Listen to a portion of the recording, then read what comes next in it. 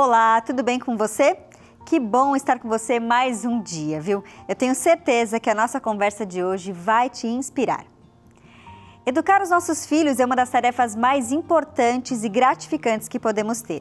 E a convidada de hoje, a Elisa Gatti, conseguiu unir essa missão com a paixão pela música, mostrando que a educação pode ser feita de maneira criativa e envolvente. Através das melodias e ritmos, ela torna o aprendizado mais divertido e significativo, ajudando então as crianças a aprenderem de forma mais natural e prazerosa. Vou fazer uma pausa rápida de 30 segundos e na volta a Elisa Gatti já vai estar aqui comigo. Eu te espero.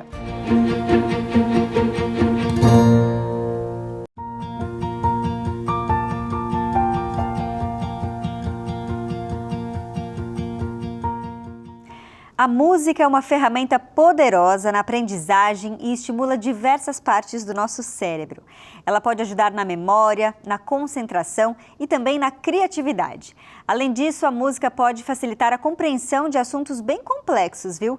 Quando nós nos tornamos pais, as nossas vidas se transformam por completo, especialmente a responsabilidade de educar os nossos filhos. E foi após se tornar mãe que a Elisa Gatti criou o Mãe Musical.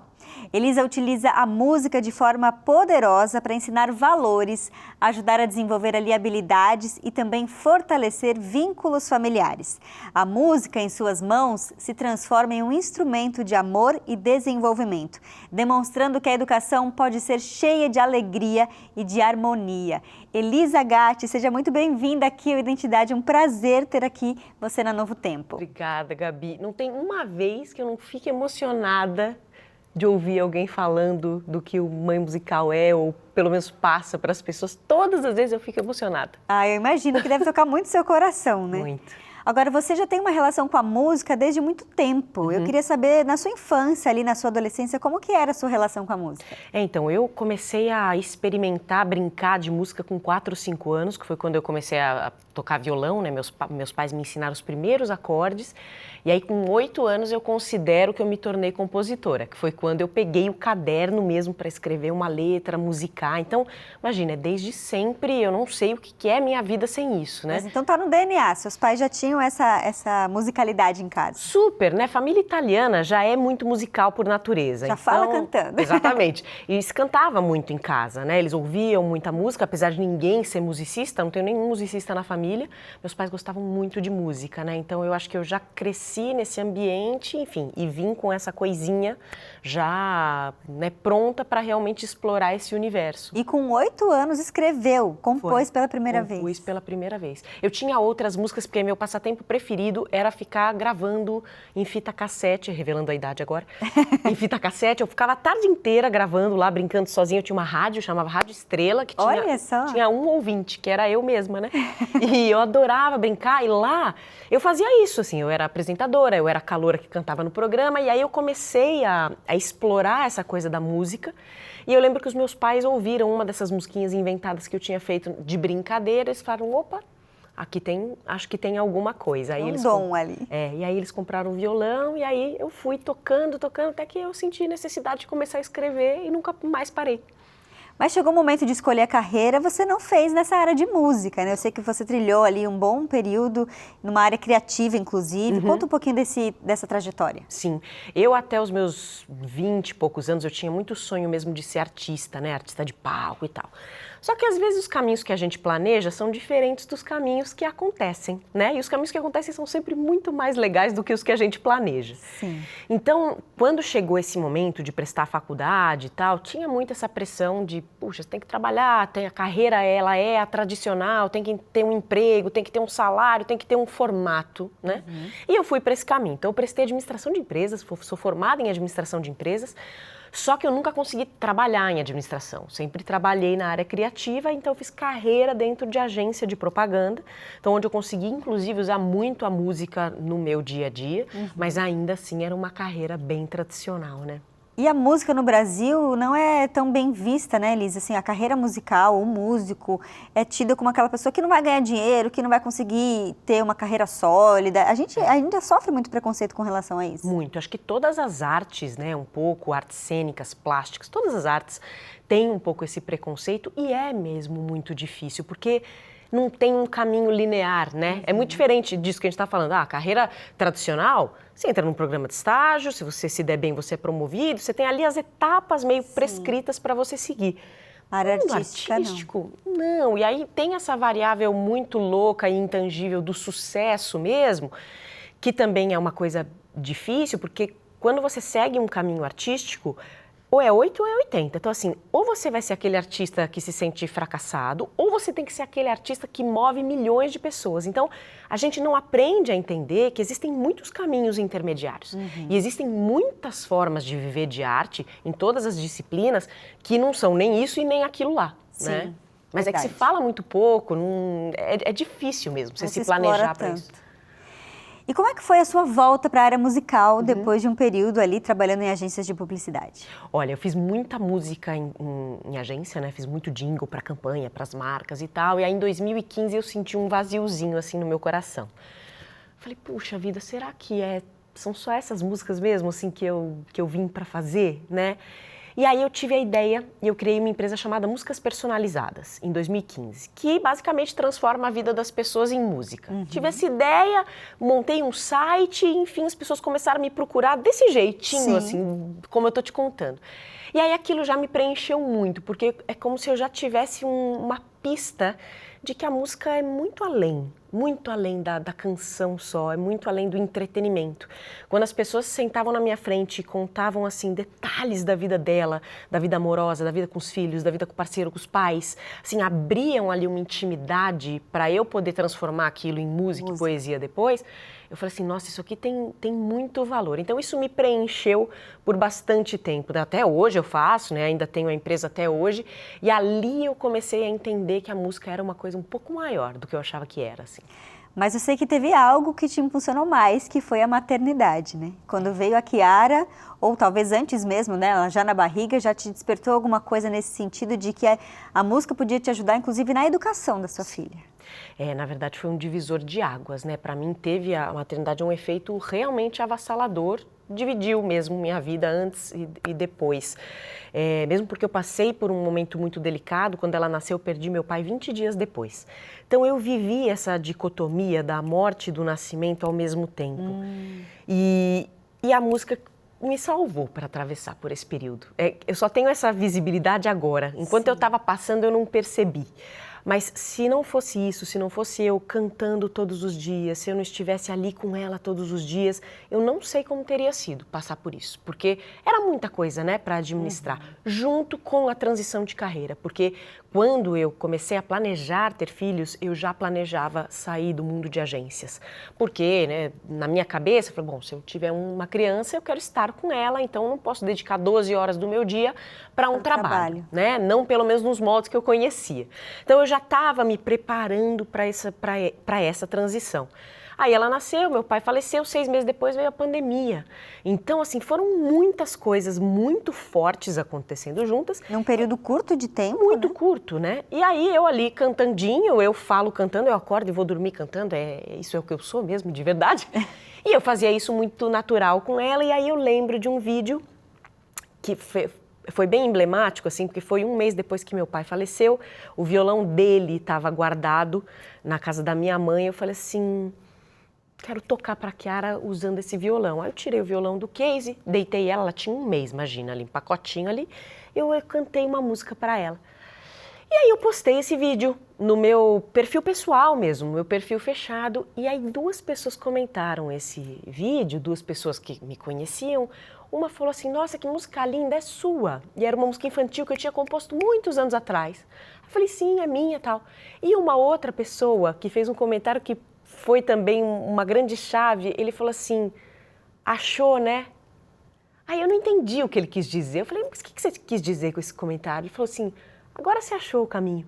Achou que você estava procurando, aquele vazio que estava Exatamente. sentindo foi preenchido. E aí, aos poucos, com essa história da pandemia, me veio essa ideia mesmo de criar o Mãe Musical. Eu lembro, eu tive essa ideia de ter esse nome, aí eu criei o perfil. E aí, aos poucos, eu fui postando as músicas, né, de um jeito muito natural. No começo eram muito músicas para brincar, eram músicas mais lúdicas, eram mais as músicas que eu fazia antes de ser mãe. Quando eu postei a primeira música, que era de rotina, nunca vou esquecer, era a música do escovar os dentes. Aí a reação das pessoas foi completamente outra. O perfil era muito pequeno, assim, devia ter 1.000 pessoas, 2.000 pessoas, era muito pequenininho. Mas aí as pessoas se manifestaram de um jeito completamente diferente. Aí, Você não esperava? Não esperava. E aí, junto com a audiência que foi crescendo, eu fui entendendo o que eu estava fazendo. Que era E um o negócio... propósito daquilo tudo. É. Que legal, olha só como as coisas vão acontecendo de uma maneira inesperada, né? Isso eu achei muito interessante. Muito. E é isso, assim, cada passozinho que a gente dá na nossa vida, ele tem uma justificativa. Por mais que na hora você não entenda pelo que você está passando, ou né, uma escolha que você tenha feito e que depois parece que não faz mais sentido, ali na frente, em algum momento, as pecinhas vão se juntar. Vão se encaixar. E olha só, gente, no próximo bloco a Elisa vai contar pra gente como é que ela aborda esses temas complicados, mas de forma leve com as crianças, viu? E falando em assunto complicado, você com certeza já se deparou ali com algum texto difícil da Bíblia.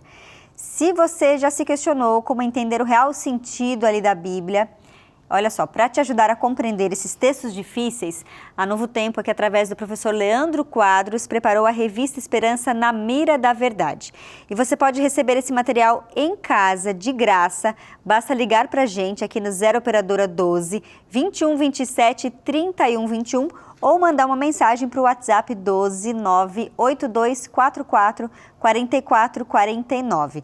Aproveita que a gente vai para o intervalo, já manda essa mensagem, pede a sua revista Esperança, que eu tenho certeza que ela vai te ajudar a compreender os textos difíceis da Bíblia. E o Identidade com a Elisa Gatti volta em instantes.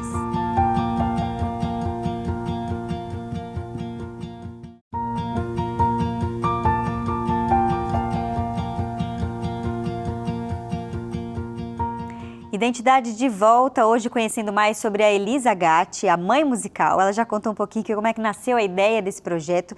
Agora, você não esperava, Elisa, que tantas pessoas gostassem das músicas e passassem a começar a cantar em casa, né? Não imaginava, porque como eu falei, começou de um jeito muito despretensioso e é exatamente o que acontece dentro da minha casa, né? Não tem nada planejado, nunca teve nada planejado.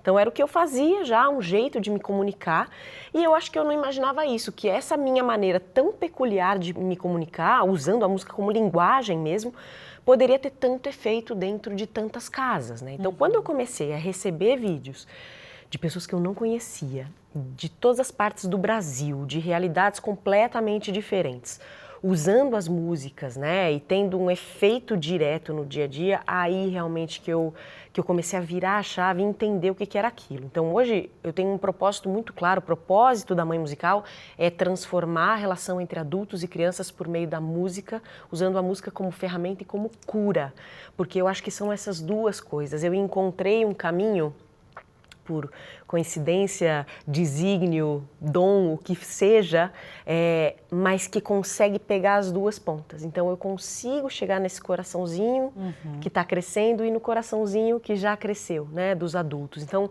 eu vejo esse efeito mágico mesmo que tem, inclusive dos adultos, às vezes entrarem em contato com partes da gente mesmo, Sim, que até então não tinha entrado, né? Então é muito poderoso mesmo.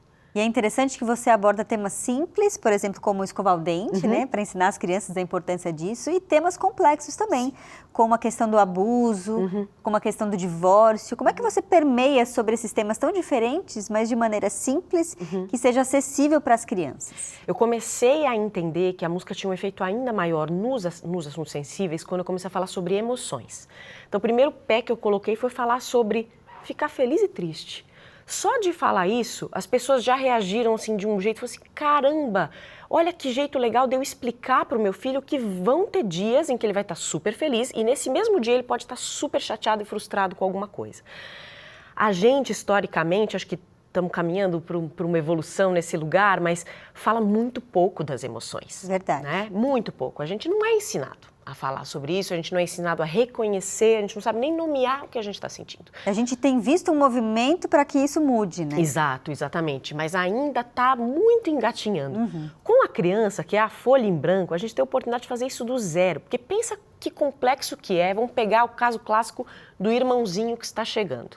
A criança sente ciúmes, ela sente insegurança, ela sente raiva. Ela sente medo de perder o posto, tudo mais, né? Muitas coisas, né? Então, assim, se ela não souber nomear, entender que tem momentos que ela vai sentir isso e que tudo bem e que isso vai passar, que tem nome o que ela está sentindo, nossa, imagina como é complexo. Aí sim, você pode causar uma repressão, uma mágoa, uma coisa que ela vai levar para a vida inteira, né? E a gente sabe que essas questões emocionais e psicológicas perduram e duram muito tempo para a gente conseguir tratar. Então, se a gente conseguir nomear as emoções e conseguir lidar com elas, já ajuda muito. A gente vai ser um adulto muito mais saudável. Né? Exatamente. Então, quando eu comecei, a primeira música que eu fiz foi essa. Foi às vezes eu tô feliz, às vezes tô chateado. Literal assim. E aí as pessoas, nossa, ficaram muito tocadas. Então essa foi a primeira. A segunda foi o do gritar não pode, jogar as coisas longe, né? Quando a criança tem um acesso de raiva. E falando assim, olha, quando isso acontecer, vem aqui, que um abraço eu vou te dar, pertinho assim, esperando você se acalmar, porque aí você vai começar a organizar suas emoções. Essa música do gritar não pode é um recado para os dois. Porque às vezes a criança que está dando uma birra, o pai dá uma birra maior. A mãe dá uma birra maior. Ou fala, não chora, não já faça gritando, isso. né? Exatamente. Então, assim, se eu já desperto no adulto uma disponibilidade ali em abraçar aquela criança que está chorando, você não precisa falar nada, só abraça. Eu vi esses dias, inclusive, que 20 segundos de abraço é um regulador emocional maravilhoso. Olha que interessante. Então, que convite é esse, né? Dessa conexão entre as duas crianças. Aí, interior do adulto e a criança pequena, né? Então, esse momento já também teve um efeito super grande. Quando eu fui para o lugar da autoestima, aí eu dei um passinho além. Porque aí, de fato, assim, os adultos começaram a ficar muito sensibilizados com aquilo. E aí, aquilo foi me abrindo uma porta para eu entender mesmo que, além de ser a ferramenta, era a cura também, né? E aí eu fui ousando em tocar nos assuntos mais sensíveis. Então, o autismo, para falar de grupos minorizados, para tocar nesses outros assuntos, para dar voz para esses grupos também, para a inclusão, a prematuridade, todas essas dificuldades que podem ser faladas também de um jeito leve. Sim. Né? Porque são coisas tão desafiadoras, e aí quando a gente vai para divórcio e abuso e outros assuntos mais espinhosos, eles por si só já são muito densos. Sim. E aí, por acaso, eu percebi que a música era um aliado muito grande para poder trazer leveza para isso também. E às vezes a gente, pais, mães, tem dificuldade para tratar de assuntos sérios assim, né? Muito. E a música então ajuda, mas a gente quer ouvir, Elisa. Agora é a hora. A gente quer ouvir você tocar um pouquinho e cantar algum desses temas e talvez explicar um pouquinho pra gente um pouco mais sobre cada música. Claro, com prazer. Então vou pegar aqui o meu parceiro.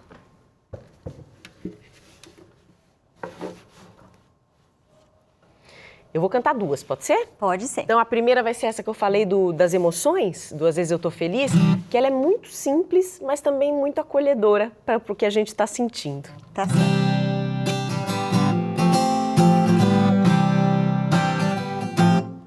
Às vezes eu tô feliz, às vezes tô chateado, nem sempre é como a gente quis.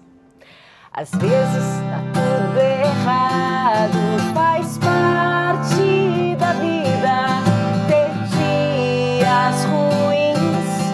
É assim pra todo mundo, pra você e para mim. Faz parte da vida ter dias ruins.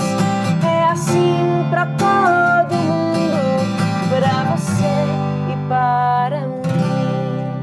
Então você vê, você falar isso assim, faz parte da vida ter dias ruins, é assim para todo mundo, é para você e para mim.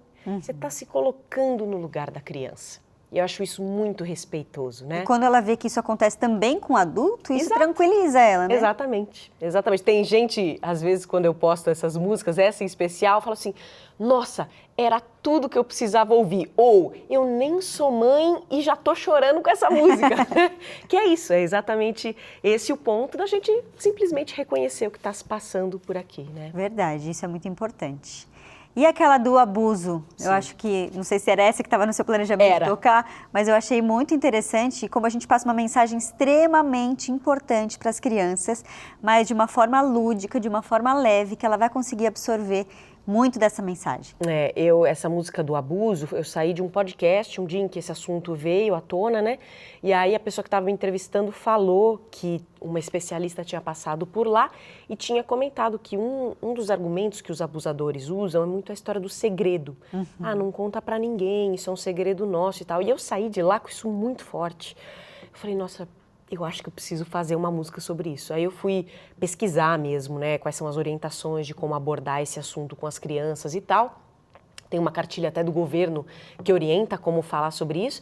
E aí, assim, sentei na mesa, eu fiz a música em 3 segundos, sabe? Como parecia que eu tinha que fazer mesmo, né? A Kiara era muito pequena, ela tinha 3 anos quando eu fiz essa música. E aí eu postei o vídeo de eu cantando com ela, falando essa coisa do corpinho, e aí a música viralizou. Tomou uma grande proporção.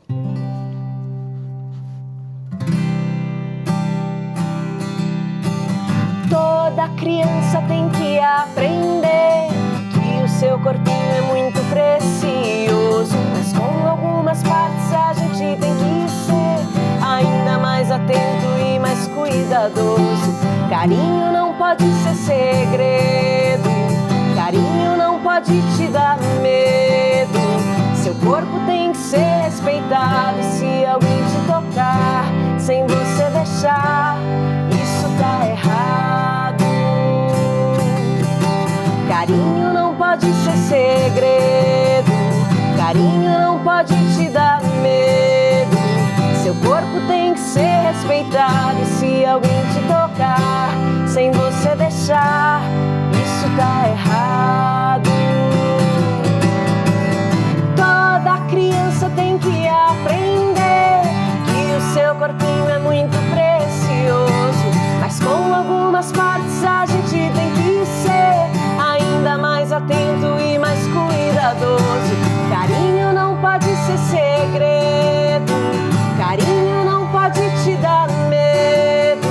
Seu corpo tem que ser respeitado e se alguém te tocar sem você deixar, isso tá errado.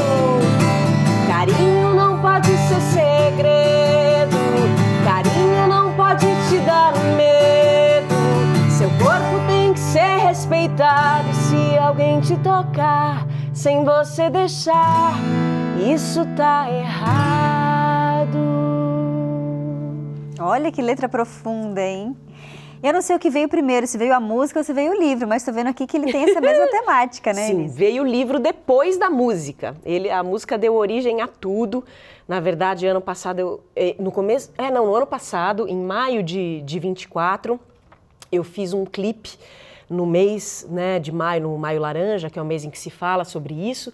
Eu decidi realmente transformar essa música num movimento, né? Então eu, junto com a ONG Nação Valquírias, que é uma ONG de meninas que estão à margem, a gente fez um grande coral de crianças cantando isso. E foi um vídeo que teve uma repercussão muito grande, porque um especialista no assunto repostou, então um vídeo que passa assim, uns 15 milhões de visualizações. E a intenção era exatamente essa, assim, esse é um assunto muito urgente, né? Sim. E quando eu fiz a música, veio o convite da editora para transformar a canção no livro. Então, o que tem de conteúdo aqui no livro é exatamente a letra da música, toda ilustrada para ser uma ferramenta a mais para os pais, para cantarem e falarem desse assunto, né? Que é tão difícil às vezes de começar. Sim, verdade. E eu tenho certeza que já tem feito a diferença na vida de muitas crianças, tem preparado para que elas saibam lidar se caso algum abuso vier a acontecer, né? Sem dúvida. Elisa, eu imagino que você deve estar recebendo muitas histórias ali, muitos feedbacks, né, do seu trabalho. E eu quero agradecer a sua presença aqui. A gente podia passar horas aqui conversando, mas infelizmente na TV a gente tem o tempo ali para obedecer. Mas eu quero agradecer a sua presença, foi uma honra tê-la aqui no nosso programa e pedir que Deus continue te usando e te abençoando, porque através das suas canções eu tenho certeza que vai ficar muito mais fácil para os pais falarem de assuntos densos como esse. Amém. Obrigada pelo espaço, é sempre sinto muito honrada por poder trazer assuntos assim, e principalmente falar sobre educação para tanta gente, porque de fato eu acredito que o futuro se faz agora e a gente como adulto dá esse passo para trás mesmo e olhar para essas crianças como indivíduos e saber que elas também têm muito para ensinar para a gente. Com certeza, a gente aprende sempre. E é isso aí, se você não seguir a Elisa Gatti ainda nas suas redes sociais ali no Mãe Musical, faça isso porque eu tenho certeza que vai te ajudar muito na educação dos seus filhos. E espalhe, viu? Mesmo que você não for mãe, não for pai, espalhe para que muitos possam ter contato com esse conteúdo educativo, muito lúdico, muito gostoso. Então, a você de casa, a gente se encontra sempre às terças e quintas aqui no Identidade. Tchau, tchau.